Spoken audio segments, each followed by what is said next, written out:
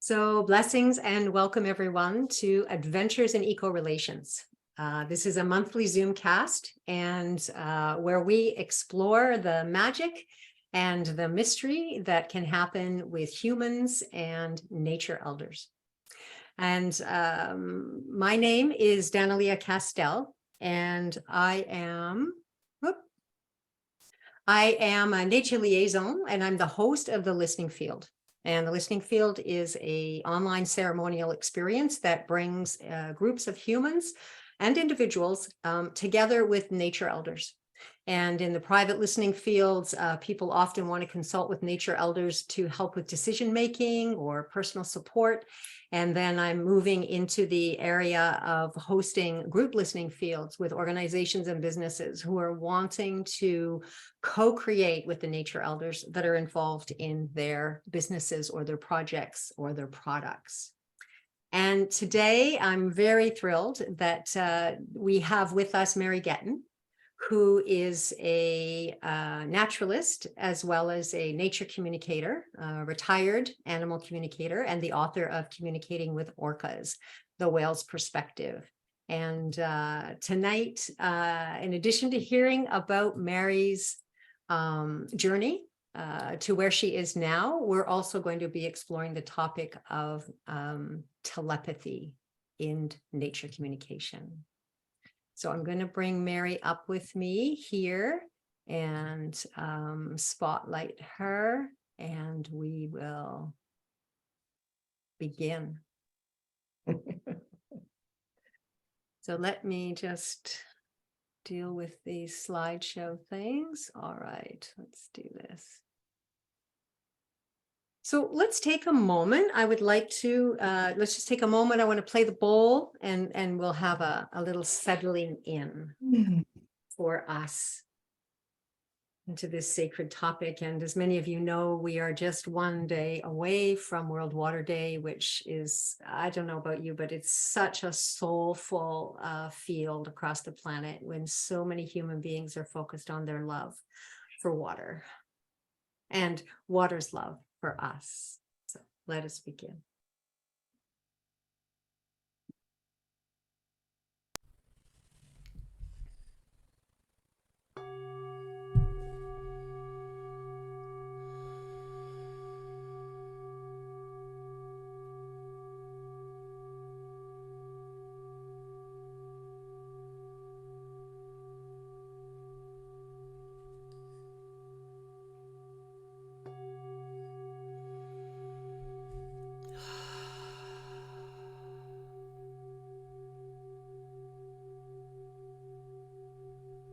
And taking a moment together to just acknowledge our gratitude for this great gift of life,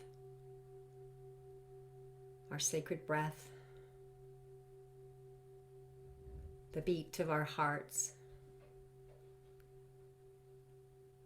the flame of passion in our hearts, the sacred water that flows through our veins.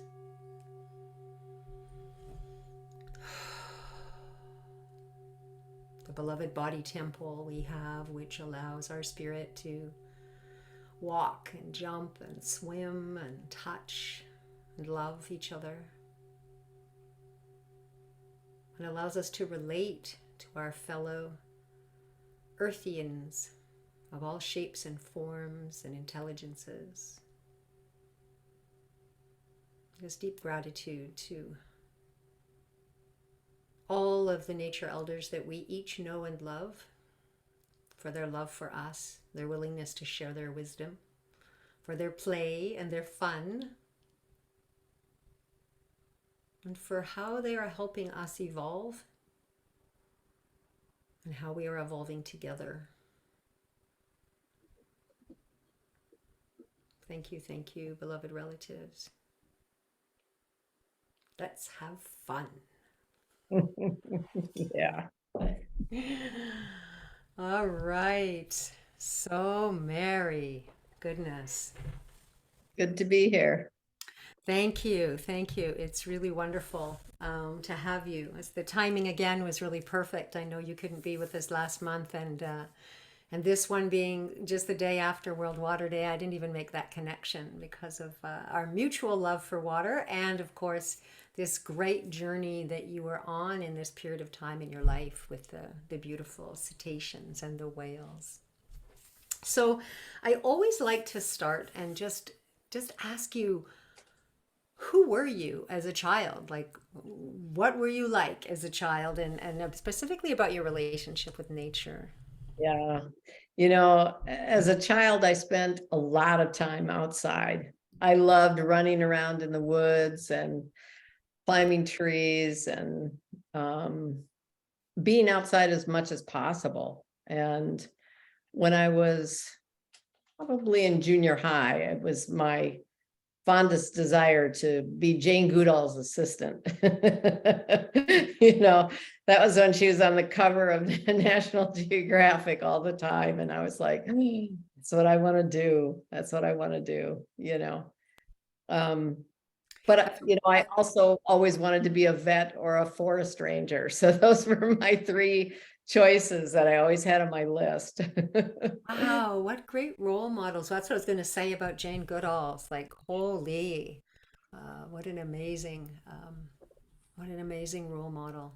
Yeah, Yeah, yeah, especially at a time, right? When I think men in her line of work and yeah, study were dominant right. entirely. Yeah, yeah. Right. She let the world know you could be female and you could be a scientist.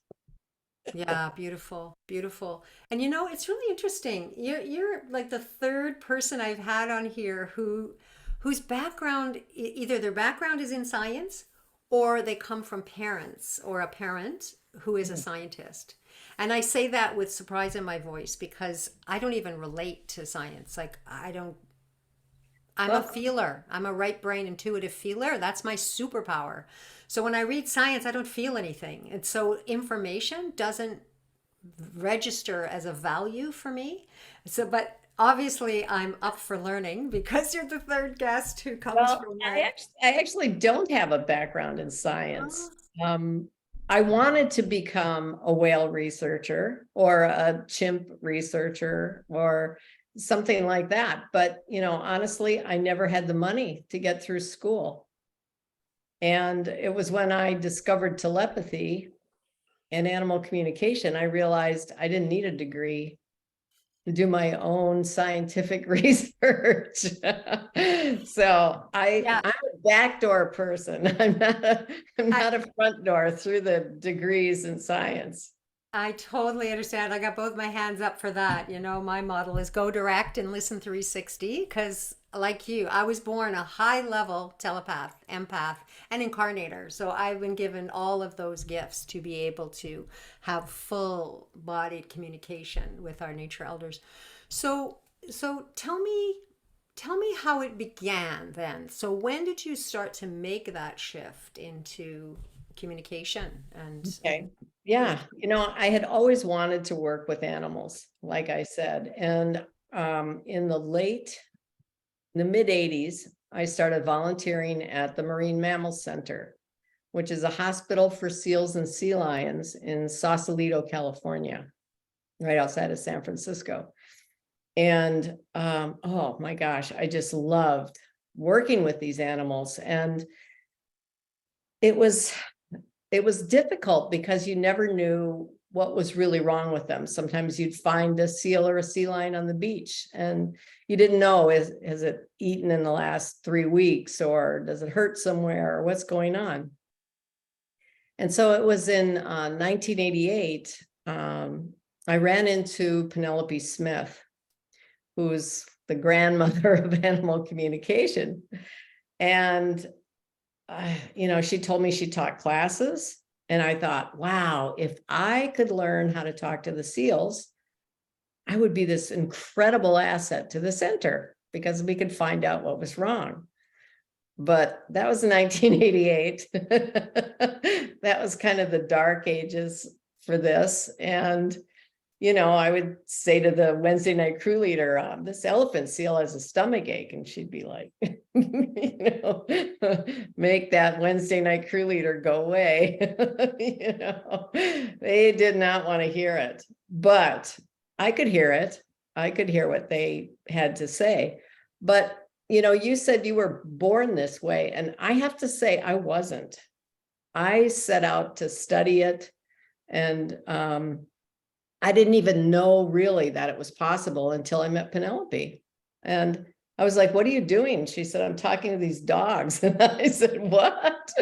Oh, let me in on this, So yeah, for me, it was actually, I set out to learn how to do it. I took classes from many different teachers. I practiced, and it took me many years to feel really skilled enough to open my own business, my own practice.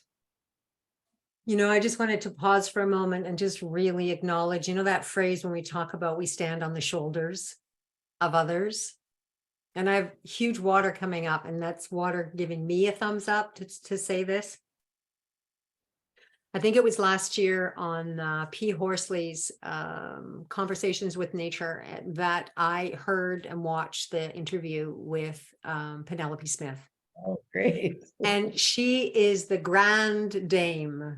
Yes, she is the grand dame of animal communication. I mean, she pioneered, she opened that field, I believe, on Earth so that others can, so that we can do what we're doing and what I could come along and do, starting in 2008 kind of thing, long after she'd been doing it for many, many years. So I just really want to acknowledge, and I know she's got books, she's still around. I know she's not working. I even reached out to her afterwards, but she's taking very much her quiet space after having such a public thing.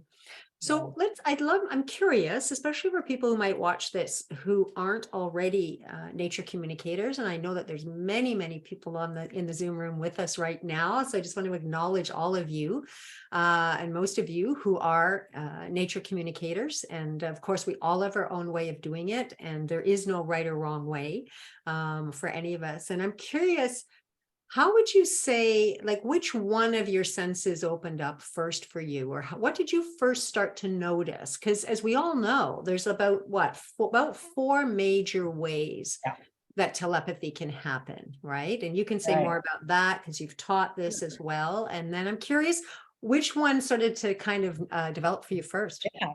Well, I was very audible. I heard running conversations. When I communicate with an animal, it was just like talking to a person. I would hear the words in my head. And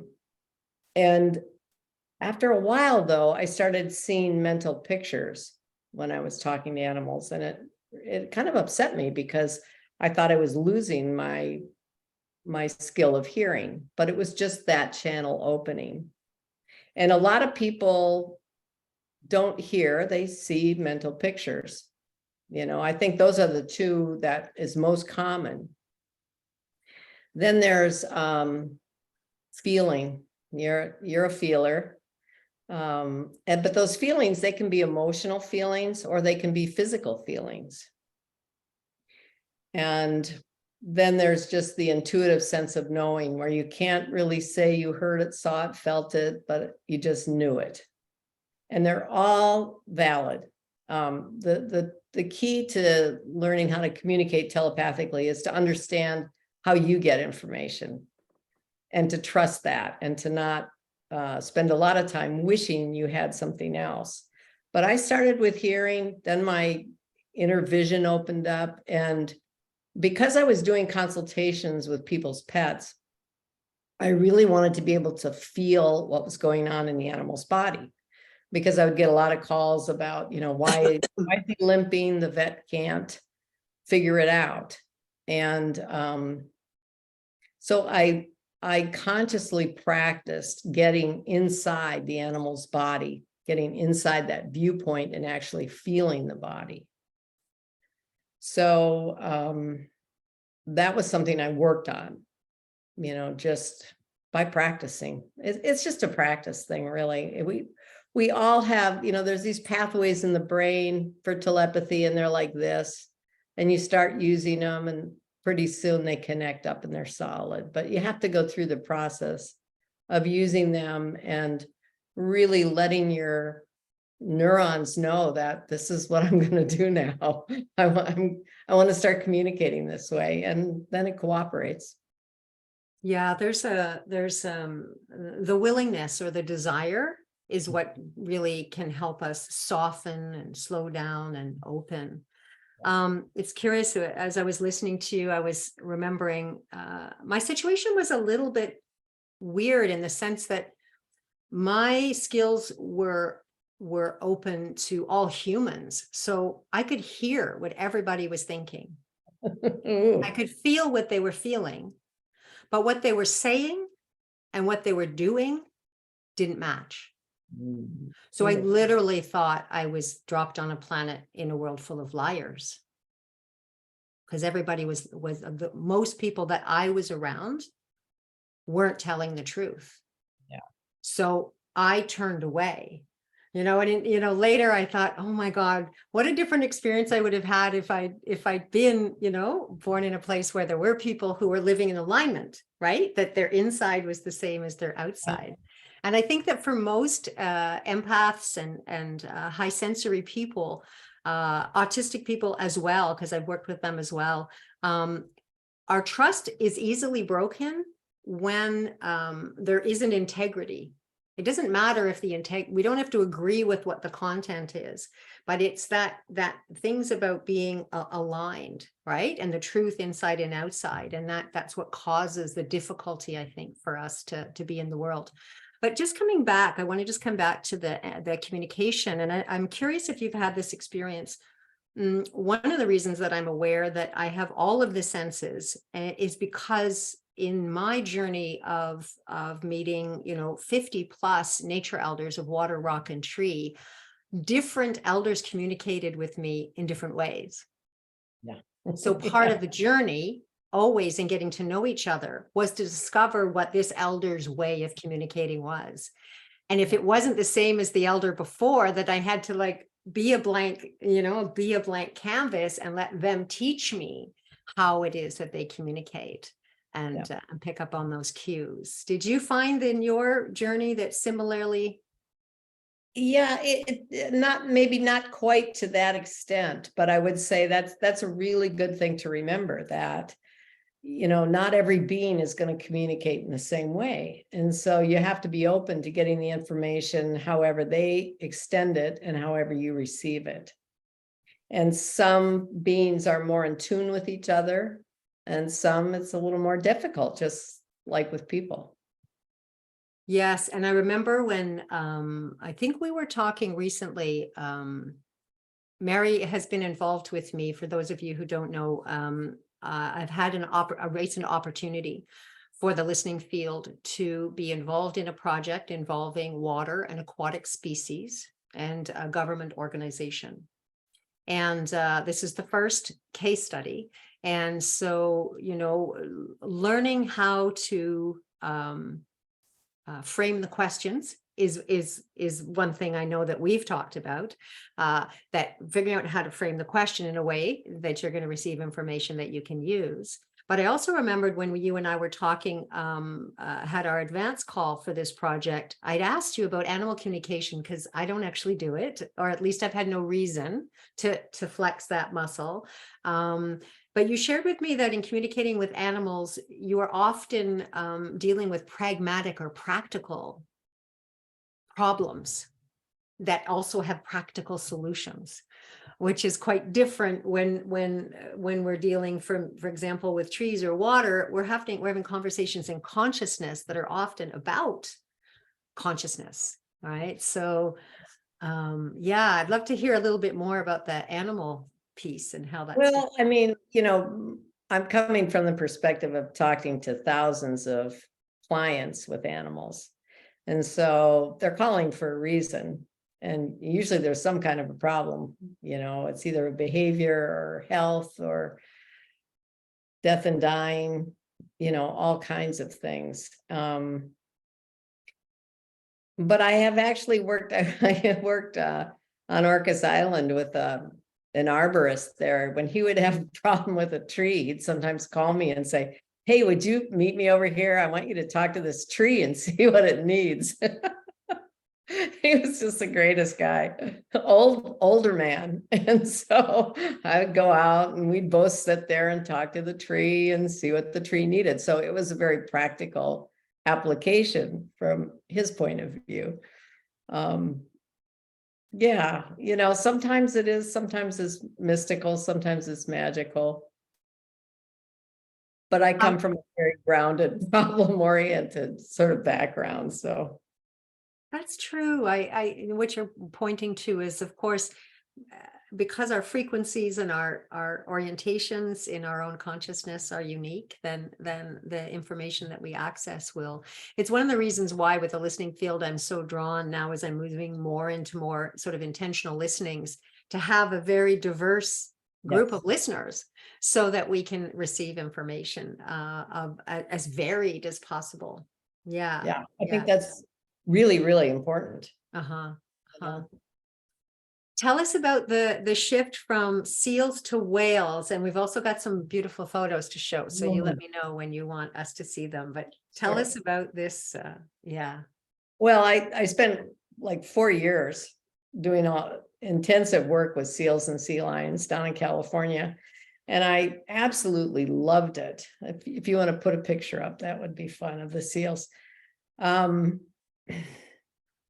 But San Francisco was getting too crowded and I didn't like being there anymore. So, oh boy, that's an old picture of me. That's I know. Me. Look at you. Look at me. Yeah. So I loved those guys. They were so cool. And while I was in the area, I started taking some actual courses on cetaceans, marine mammals, because I was interested in all of them.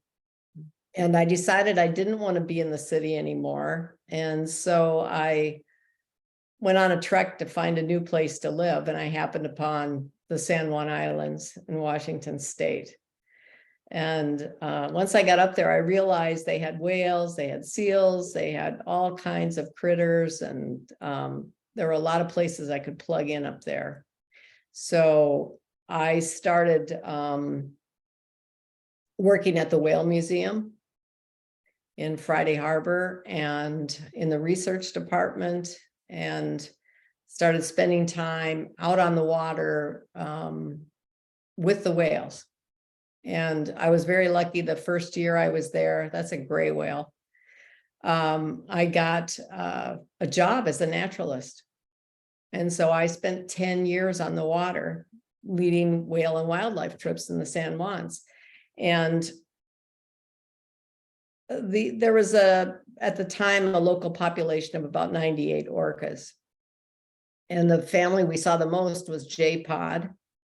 And I started to focus on this family, which was headed by an old matriarch named Granny, J2, and her kids and their kids.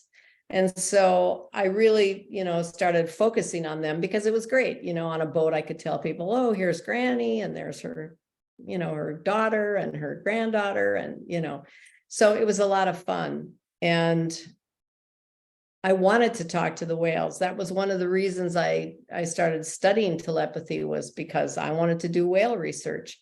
And I didn't have a degree. And so I realized I could just sit there and ask the whales whatever I wanted. But it took me a while to do it. I was really scared, I felt a little bit like Dorothy at the Wizard of Oz, ooh, the great whale. What am I going to say to her, And it took a while for me to get that going. But once I did, she was so cool and she was so sweet.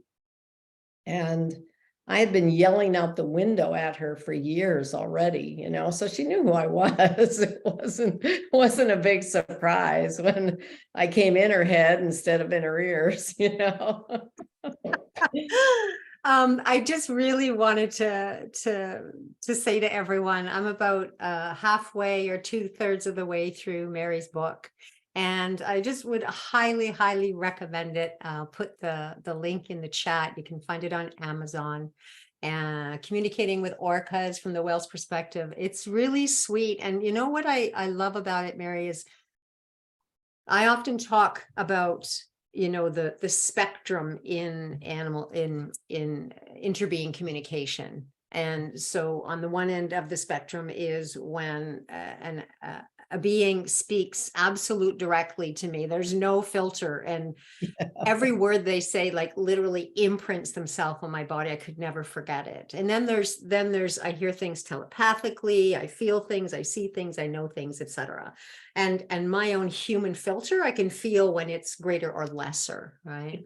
But what I loved about when you started communicating with Granny and the conversations that you recorded, and is it reminded me, I could feel there's this majesty when you speak to a nature elder, and she's a nature elder. When you speak to an elder and they speak to you and they call you daughter, right? When they call it, it opens a place in ourselves, I think, for every human being that is wired for that kind of plug-in, right? To have these great beings, to love us, to be willing to share. So yeah, I'd love for you to share a bit more about your communication with Granny, and especially about working with Rafaela and your choice to have two of you be doing this, you know, a little bit of your science background or your... Yeah, it's true. You know, I was a young communicator at the time, and I wanted to get it right. I didn't want to just take what I heard as fact. I wanted somebody who was more experienced than me, who was interested in coming in on the project with me. And the way we worked made it much easier to have two people. One of us would get into our telepathic space and the other one would be the interviewer. So you didn't have to switch back and forth from formulating a question to hearing what Granny said, you know. So it was really easiest to have two people. And but I'll tell you, I mean, to me, I just feel so honored that I got to have that relationship with her for so many years.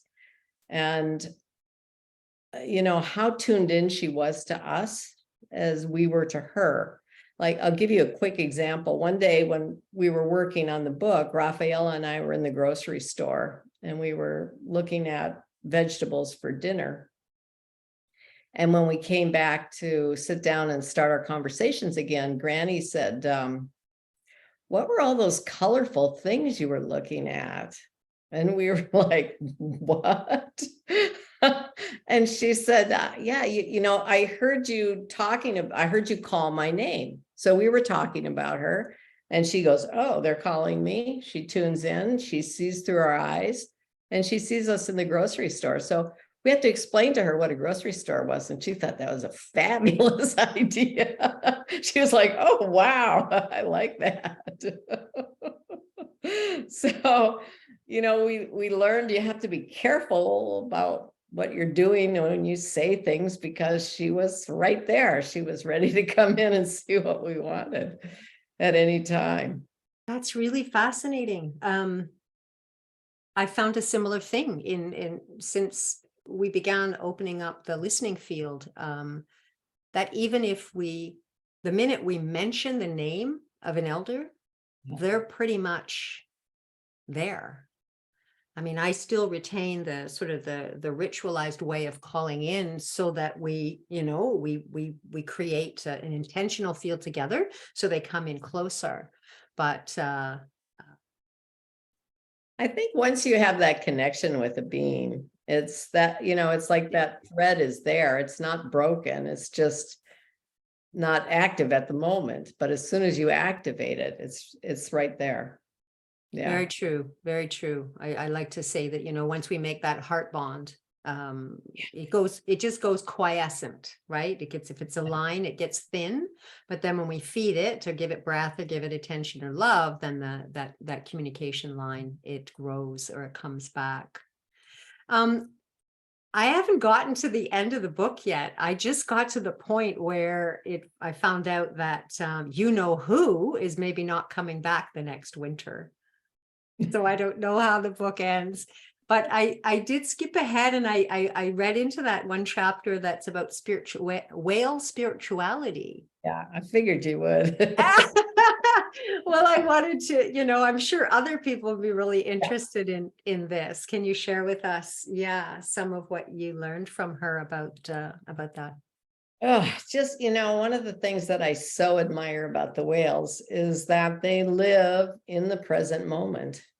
They're in complete now. They're not thinking about the past. They're not thinking about the future.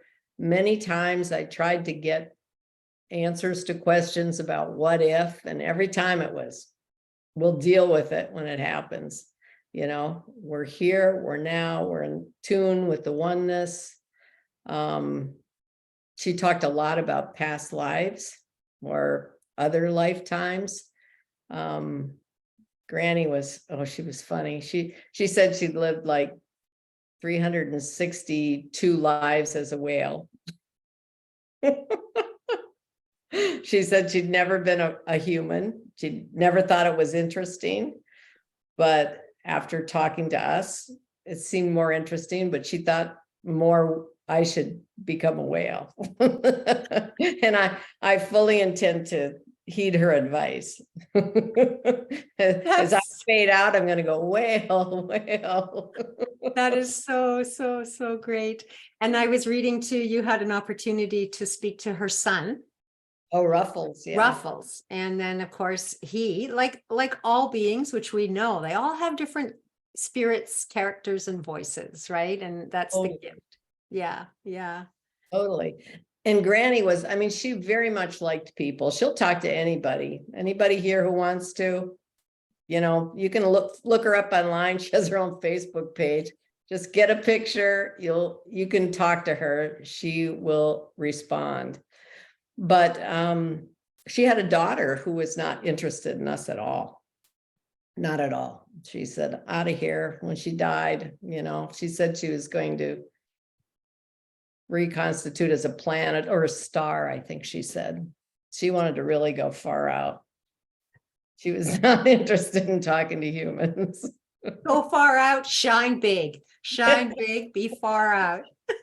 And when she said that to me, I was like, whoa, this was a new concept to me.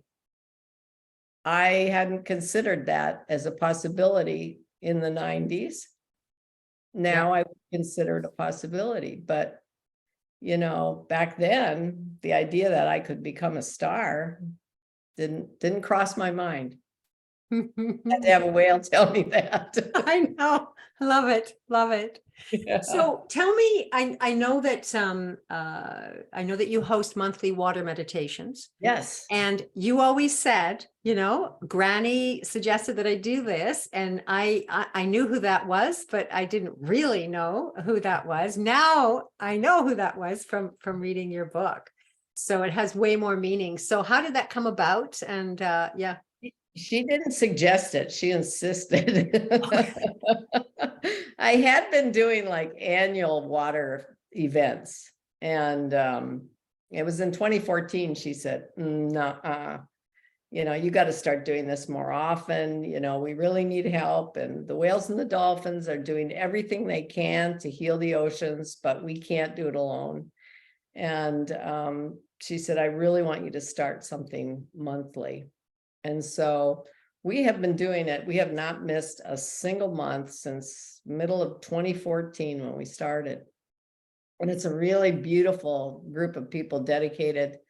Every first Friday of the month, we have a meditation, and I have different people lead them. Next month, I have somebody I've never had lead one, so it's always a surprise to me, but she's in the Netherlands. So, it's always different and interesting, but the website, which is globalwaterhealing.org, has all the information about the calls. It's just on a free conference call line.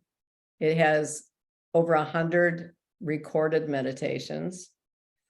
Yeah, it has some messages from Granny on there and the schedule. So anybody who's interested, globalwaterhealing.org, we'd love to have you on the first Friday of the month.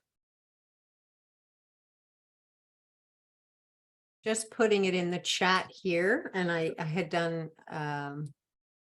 global water healing.org. And I'll send this out in a follow-up email as well. Great. Yeah, beautiful. Yeah. So tell me about now a transition. And you're one of the few people like me where there's, I was trees, water, mountains, right? And of course, Mother Earth and the world builders, earth, air, water, and fire. But so tell me about when trees started to become more active for you.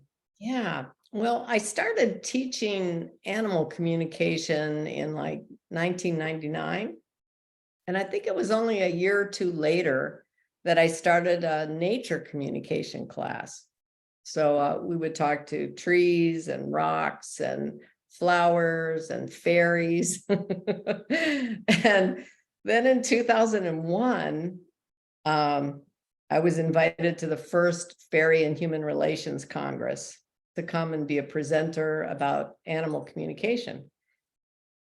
And I was a presenter for the first 10 years at that event, and then a few after that. So it's been going now for 22 years.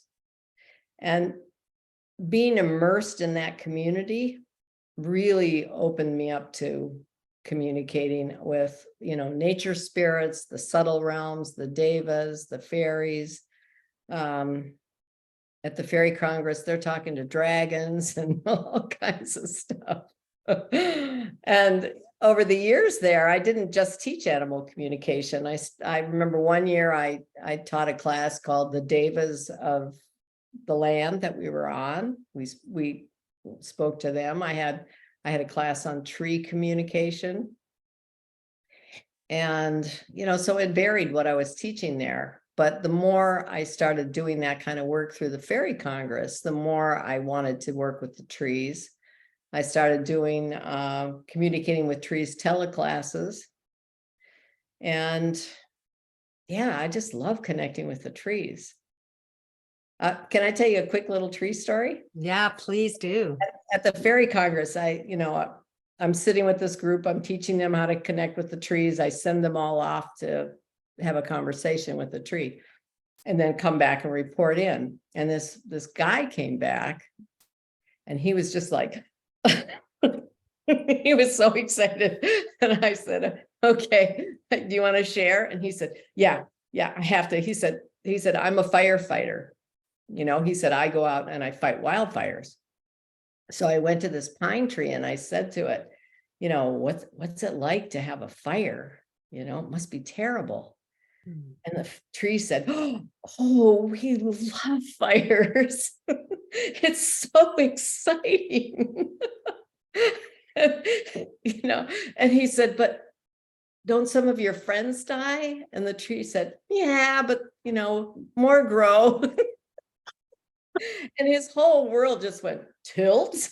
He said, it just like turned him upside down. And I was just so thrilled for him because, a firefighter has definite preconceived ideas, right?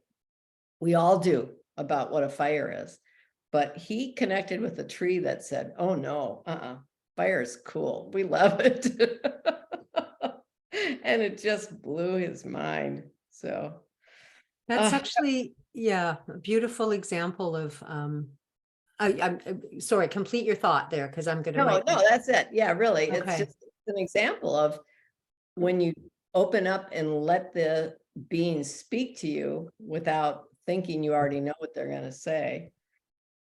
Yeah. First of all, I want to say to everyone, we have time during this for you to ask questions. So if you have questions for Mary, or both of us, feel free to put them in the chat. And then we'll stop in a few minutes and we'll invite people to speak those, but you might be thinking about them or have them already, and you could put them there. I wanted to float a topic that is certainly coming up more in my work and my mission, to bring the voices of the nature elders to the table, the boardroom, the council room table, the kitchen table, that sort of thing. And I did notice that when I looked at when I went to purchase the digital version of your book on Amazon, there were some pretty scathing reviews from our beloved scientist people who, Yeah. I'm not sure exactly where this comes from. This absolute, sometimes feels like a rabid about things that aren't empirically proven. Yeah. But yeah, I'm wondering, because you've been at this a while, you were in that environment, and I'm just, what are you seeing as the bridging or the way that we're going to be able to come together? Because I think the truth is that we know that a purely scientific viewpoint is missing a whole bunch of really important realities for our nature relatives. It's missing. It's entirely missing. And we've ended up in this ginormous mess that we're in. So, let's just admit it's not working when we only use that one lens. And we now know, that we need to be whole. And in that wholeness comes in our intuition and our feeling and our spirituality or our connection to something bigger, right? So from your position and your experience, how could you imagine this bridging is going to happen? Or, we're going to come together? Well, I think if it's the reviews I've seen in the past, those are over 20 years old. That's from quite some time ago when my book first came out. Mm-hmm. And I will say that I have seen things shifting over the years. When I first put my book out, or even before I did, when people just knew I was talking to the whales, a lot of the local scientists, they all just discounted what I had to say. They were just, Mary, she's a good naturalist, but don't know about this. And I used to think that they were a little bit threatened by it, because if you could just talk to a whale, you didn't need somebody sitting there for years observing the 5% of time they're at the surface and making assumptions about it. It sort of ends their career in that way, in a lot of it, not all of it, but a certain portion of it. And I think what's going to bridge it is more and more people, well, first of all, talking about it. We've been talking about it for a long time now. And I've taught 3 classes at the University of Saskatchewan in Saskatoon. One of the professors up there studied with me and wanted me to come up and teach. And we were trying to get people in their environmental studies, the teachers in that field, to start coming on board. And she's actually been holding some conferences up there. So, it's getting these professionals in education and environmental studies, things like that, start bringing them in, a few biologists here and there. I had a man call me, asked if I'd be willing to work on a project. He was trying to get a woman researcher who's quite famous, who studies manta rays. And he was telling her about telepathy, trying to get her to bring an animal communicator into her project. And so he recruited a few of us to ask some rays some questions, and she was pretty surprised at the answers we got. But that was as far as it went. He couldn't quite get her to go there. But I think that's that's the door, you know, we keep talking about it, and, you know, some people start to become interested, and the more you can teach, it was just like, you know, I used to have vets in some of my classes for Mm. animal communication. Yeah, it feels like, of course, you know what I mean? Because it's another skill. It's just another skill to bring to their toolkit, Absolutely. right? It makes a lot of sense. I know who you mean at the University of Saskatchewan. They hosted a multi-species symposium Right, last right. spring, and I think Yeah. they hosted one last fall or something. And in fact, I remember finding that professor's PhD dissertation online and reading it back in my water years. This was back in, ooh, yeah, it was a long time ago. But anyway, so I knew that there was some opening. And then now she is the one, is it Barton is her last name? Barrett. Barrett. Yeah, yeah. So yeah, it is definitely different now. So thank you for reminding me that those reviews were from when it came out. So we're in a new world. But I think that I mean, one of the reasons why I host this Zoomcast is exactly for this reason. So that we can just keep talking about it and help to normalize it, because Yeah. it is normal. It's in Indigenous cultures, they've been in communication and deep intimate relationship their whole life, right, with the nature elders around them. So it's us that are waking up to this really divine wiring for direct communication. I wanted to go to a question. This is from Shauna.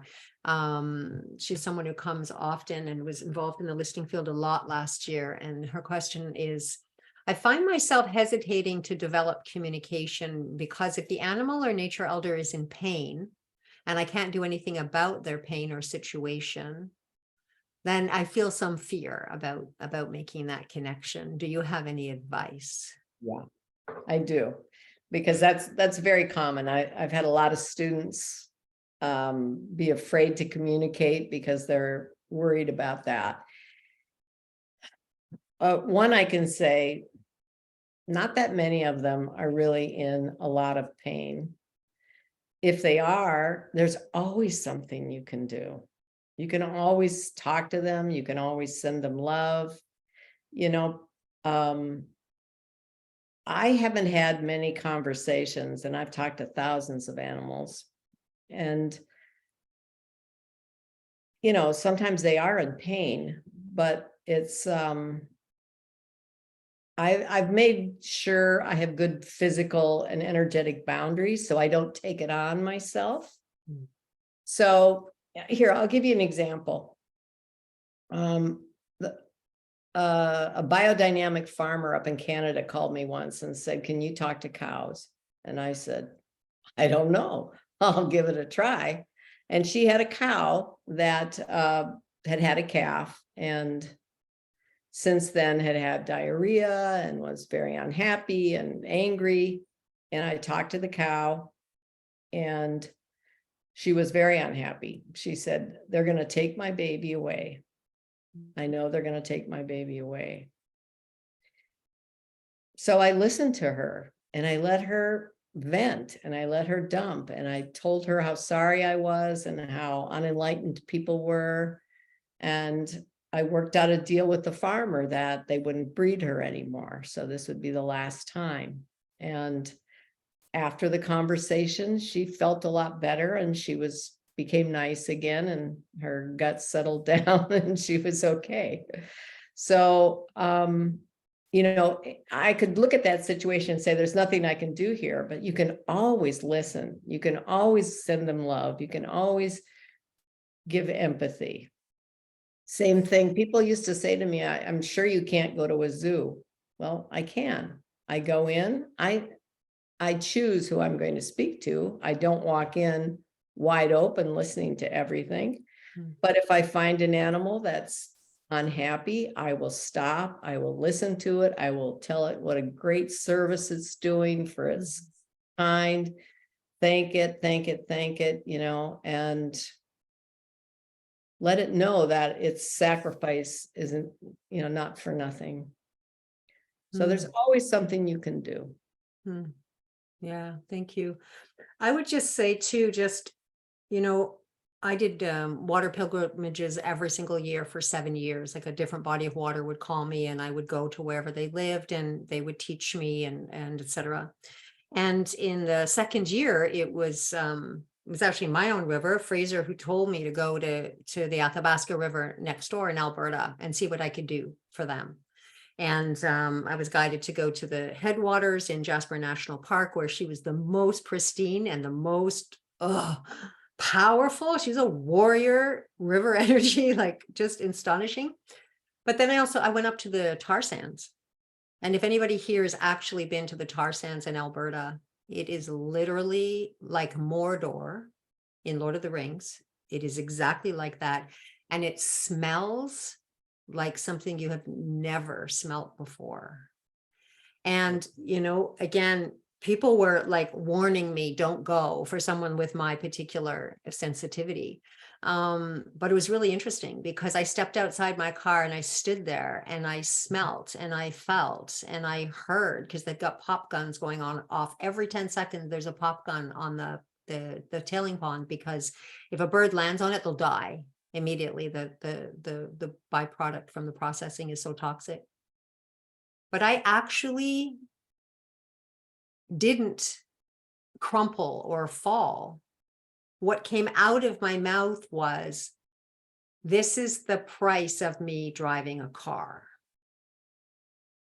And so it was interesting because it became, instead of me thinking about them and us, I owned it. All of a sudden it became our or my situation.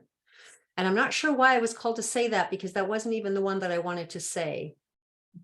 That's very interesting. Not sure who or what was wanting to give voice there.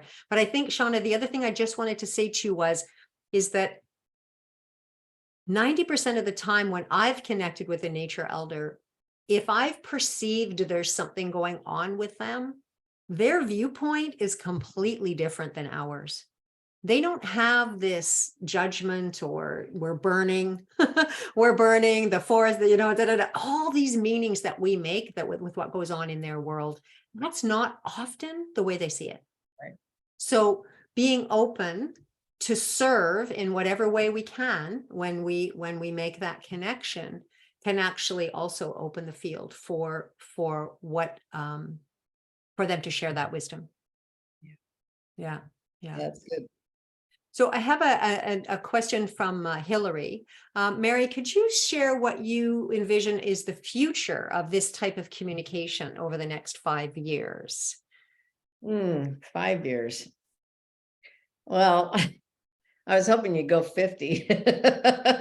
Well, I would say even just think about, you've been involved in the recent listening field project, right? Yeah. So imagine we keep doing these kinds of projects where we're bringing the voices of the nature elders and the animals into conversations, into governments and businesses. So what could you imagine in 5 years even of that? I think we're kind of getting to a point now where it's going to start growing exponentially.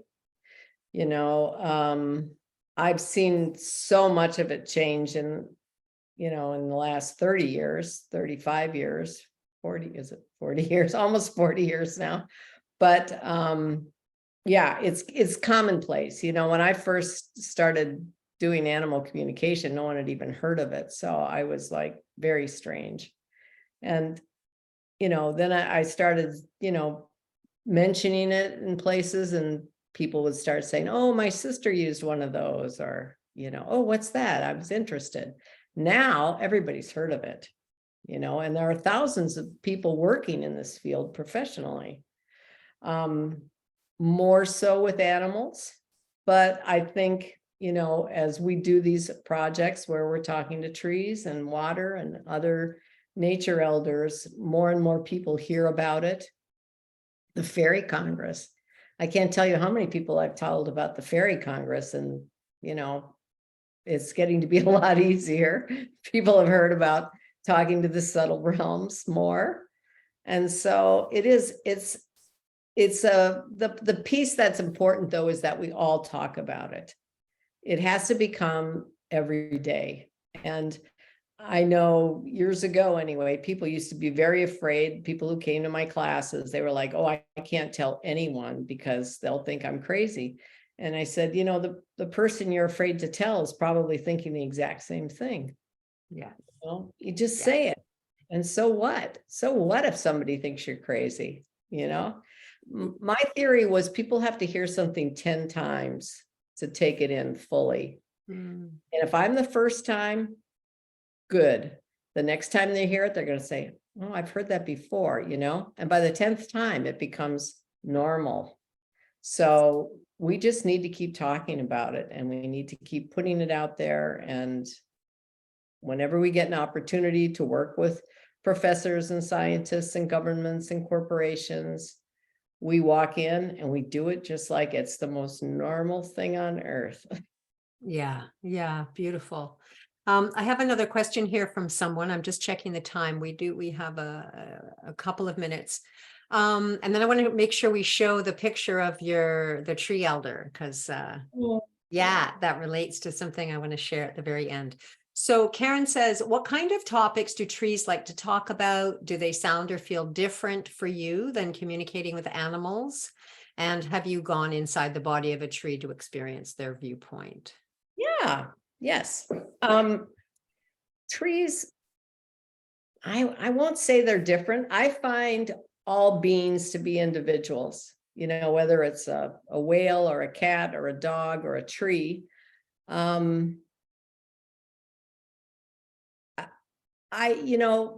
For me, I like to go in with questions because I relate to every being that I talk to like I would another person.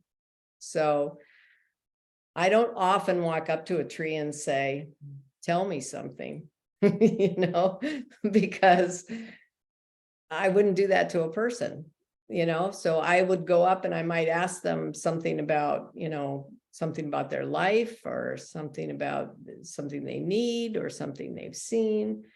But I like to start my conversations with a question that can create a normal conversation with a being. People used to always ask me, what do the whales say? Or what do the dogs say? And my answer was always, about what? They say a lot of things. What do you mean? What are you asking me? Give me a subject, and it's the same when you talk to a tree or water, like in the listening field, we asked water about love. Well, that was very interesting. But I wouldn't approach that body of water behind me and say, tell me something. Yeah, what I like to share with people when I'm mentoring one-on-one is share something meaningful. My experience is that, well, one, I'm really grateful that they're giving me their time. Yes. So I don't waste it. I don't waste it with talking unless I have something specific. So I have something on my heart, something that's going on, I'll share my heart. And what I've experienced is when we share our heart, it's a very particular kind of energy that is like nourishment. They receive something when we share that. And I was noticing that even in your book, that's what Granny was saying, the similar thing about, do the whales like that the boats are there and the humans are there, and the response was around the energy that comes to them from people's love and excitement. So the same thing is as with ours. But I often, like to just be quiet with them. If I don't have anything to say, they like it when we just come and sit and hang out. Oh, sure. We just be quiet, right? And it's like, it's mindful time together. It's like mindful presence. Yeah. But then if you've got something on your heart, absolutely share that briefly, give them a context, and then ask the question, can you guide me? Do you have any suggestions? I'm feeling challenged about this. Can you help me with this? So, yeah, it's so much like just normal conversations, and not everybody, it resonates with everybody, right? This is the other thing you've mentioned as well. Or I've had a river one time where he said that he would work with us with this dance project, but he wasn't used to anybody actually communicating with him. So he kind of didn't know what to do. But then we were there every day and I spoke to him every day and we just related in this beautiful way. And boom, within 3 or 4 days, he was like fully and completely present and engaging. He just hadn't been spoken to in such a long time that, he forgot that that's even possible. So I want to just go to this last beautiful picture. Let me just get it up. Because I may be coming to meet her. Yeah. That's the angel oak. And she's on Johns Island outside of Charleston, South Carolina. She's a very famous tree. There's a lot of question about how old she is, but it's pretty well agreed that she's one of the oldest southern live oaks east of the Mississippi. And there's no way you can get an idea of scale with this picture. I went to see, I first started working with her before I met her in person, because I had heard about her and I got a picture like that of her and I sat down and talked to her. And it was when I was starting my Communicating with Trees teleclass. And I asked her if she'd be willing to work with me and to let students talk to her. And she was right on board. And so she was one of the trees we worked with in those classes. And she has an energy very much like Granny, very soft, very sweet, happy to help. And I went up to see her probably about 3 years ago now. And I can't even describe the sense of peace you get sitting in her energy field. It's unbelievable. I could have just stayed there forever. She's just so peaceful, so calm, so loving. And she's well protected. She actually has guards standing around to make sure nobody harms her. And she's just beautiful. But I did ask her some practical questions over time. I can't remember a lot of them, but one thing I did ask her was I wanted to know kind of how old she was, because there's varying from like 400 to 1500, nobody's really sure. And she said that she was there before white people ever came by. So, she had been there a long time and she's lived through many hurricanes and all kinds of different things being on the coast there in South Carolina. But wow, she's worth a visit. She's absolutely worth a visit. Yeah, thank you. Thank you, Mary. She's one of the elders in our Global Tree Lovers group. Yes. Beverly and I started a group 2 years ago called Global Tree Lovers, and we host tree celebrations and meditations and other things. But we have a tree council, and she is one of the trees on our council. So sometimes before we start a project, we'll sit and connect in with our tree elders and see what sort of advice they have for us about this project or that project or what to do next.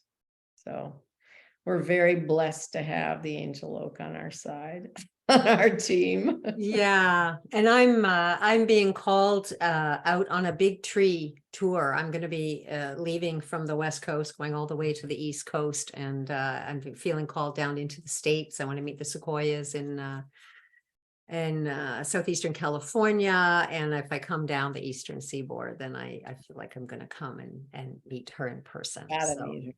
Yeah, we'll see. I feel like there's some schooling. I'm going to get some schooling from the tree elders, and especially from the Oaks. So I'm putting some links in the chat. I invite you, there's Mary's website, marygetten.com. And also there's also, if you would like to join my mailing list for the listening field, we've got some projects that are upcoming. And especially if you're if you're a listener yourself, I'm starting a list of listeners, experienced listeners that I can have and to call upon when we have projects that involve.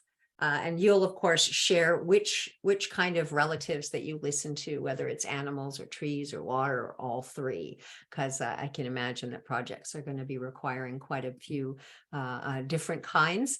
And also, yeah, just wanted to thank everyone for being here, and I will send the recording out to your list, and I'll include these links as well for the mailing list and the listening field and Mary's links as well. So thank you so much for sharing with us.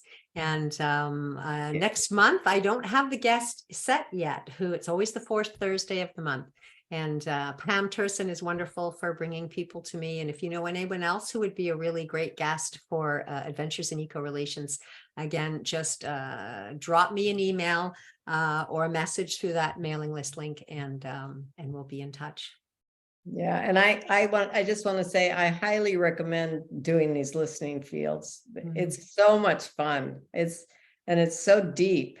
I don't know, it's a different way of communicating than I'm used to, in a way, because you set up that field so beautifully at the beginning, and it's great. So try it. It brings the power of the collective, I think. I think that's what it is. Groups of nature elders and groups of humans. And it's like, when we get together, anything is possible, I think, in terms of co-creating together. Yeah. So thank you so much again, Mary. And thank you everyone for being here. And I'm just going to bring us back to gallery view. If you want to put your screen on, if you want to unmute and just say goodbye, I'm going to take our pins off. And I know we're a few minutes over time, and some of you it's Eastern time. Hello, everyone. Feel free to unmute as you say goodbye and put your voice in. Thank you so much. It was so interesting. It was wonderful. Thank you. Thanks, Mary.